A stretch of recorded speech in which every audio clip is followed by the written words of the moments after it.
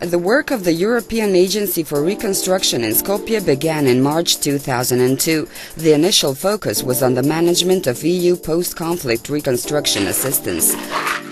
Later, the focus shifted to the management of EU institution-building programs.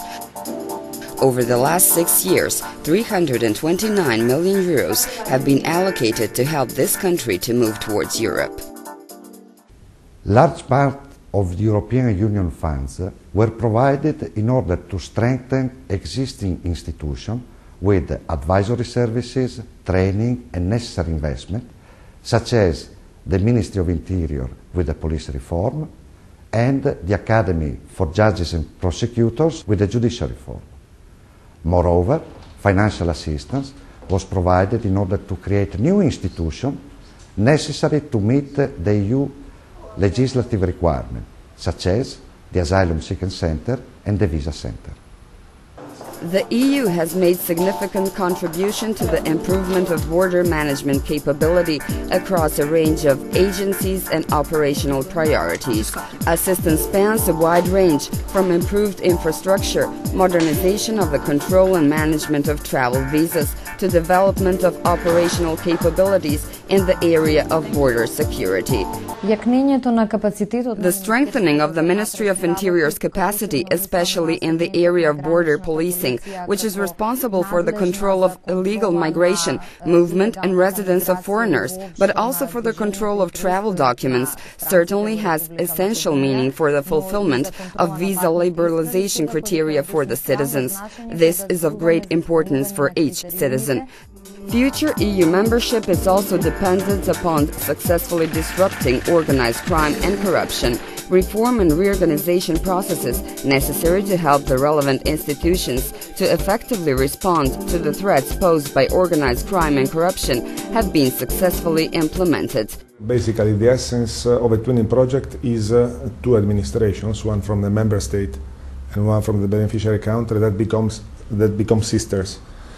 This means that the administration of the member state, in our case the Ministry of Justice and a number of magistrates from the Italian anti-mafia, try to share their best practices with the administration, in this case, in the case of our twinning project, with the prosecutor's office. The building of human capacities through education has helped us to use new tools and experiences to become stronger in the battle against organized crime and corruption. The next important challenge for the country institutions was the process of decentralization, which also has been supported from European Agency for Reconstruction.